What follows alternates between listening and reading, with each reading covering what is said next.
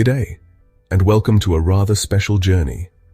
We find ourselves floating high above the Coromandel coast of southern India. Down below, a city awakens, bathed in the soft golden light of a new day. This is Puducherry, or Pondi, as it's affectionately known. From this vantage point, like a sea eagle gliding on the morning thermals, we can truly appreciate its unique character. The world below appears as a gentle mosaic of terracotta roofs, leafy green avenues, and the deep, calming blue of the Bay of Bengal. It is a place where time seems to move at a different pace, a rhythm dictated by the gentle ebb and flow of the tide and the quiet hum of life unfolding. Let us drift slowly, allowing the warm air to carry us over this tranquil landscape. Our journey begins where the land meets the sea. Let us drift downwards, closer to the coastline, where the Bay of Bengal whispers against the shore. The main artery of this coastal life is the Promenade Beach, a wide, sweeping boulevard that stretches for over a kilometer. From our aerial view, it looks like a protective arm wrapped around the city's eastern edge. The waves here are not fierce or dramatic. They are gentle, rhythmic, and constant. They roll in with a soft sigh, polishing the dark volcanic rocks that line the shore, a man-made defense against the sea's patient power. Observe the people below, appearing as small, colorful figures against the pale sand and dark rock. In the early morning, this place is a hub of gentle activity. We can see them walking, jogging, or simply sitting on the benches, facing the rising sun in quiet contemplation. Further down the coast, the landscape changes. The neat, orderly promenade gives way to the more rustic charm of fishing villages. Here, the connection to the sea is one of livelihood, not just leisure. Now let us turn our gaze inland from the coast and glide over a part of the city that seems to belong to another continent and another time. This is the French Quarter, often called White Town. From above, the change is immediate and striking. The organic winding lanes of a typical Indian town are replaced by a precise, geometric grid of streets. The buildings are different too. These streets are shaded by a magnificent canopy of trees. Bougainvillea, in vibrant shades of pink, purple, and orange, spills over high compound walls, creating breathtaking cascades of color. The effect is one of serene, ordered beauty. It feels as though we are flying over a provincial town in the south of France that has been gently placed upon the Indian coast. Let us linger for a moment longer over the historic heart of White Town and listen to the silent stories these old stones have to tell. At the center of it all, facing the sea, stands the governor's palace, or Raj Nivas. Nearby, another landmark pierces the skyline with its twin towers, the Basilica of the Sacred Heart of Jesus. Its striking red and white neo-Gothic facade is a magnificent sight from the air. Drifting slowly, we pass over the French Institute of Pondicherry, a hub of research and knowledge. From our vantage point, it appears as a quiet, scholarly sanctuary, its courtyards shaded by ancient trees. Every street corner, every rooftop in this quarter whispers of the past. From our peaceful aerial perch, we are not just looking at buildings, we are looking at the physical embodiment of memory.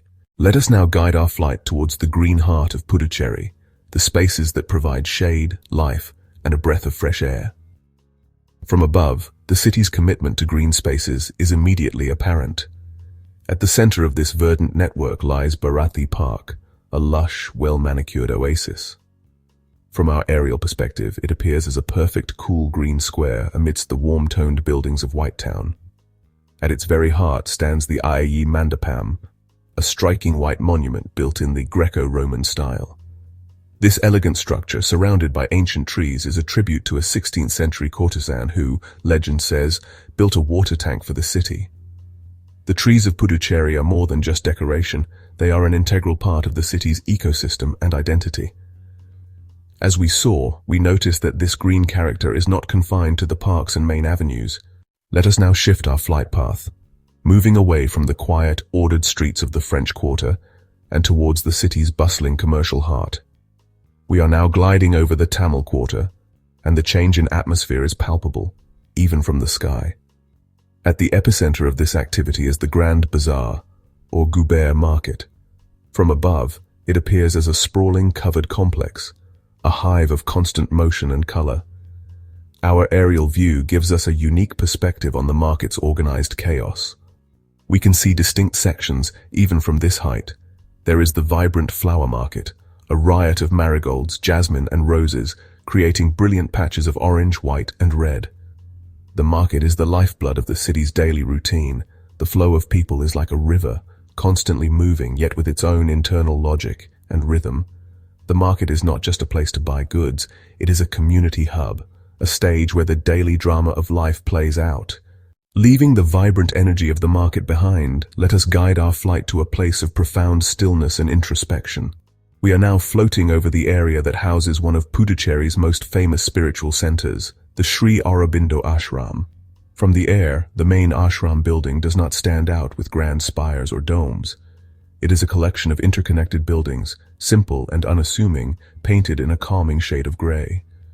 At the center of the main building's courtyard lies the Samadhi, a white marble shrine where the physical remains of Sri Aurobindo and the mother are interred.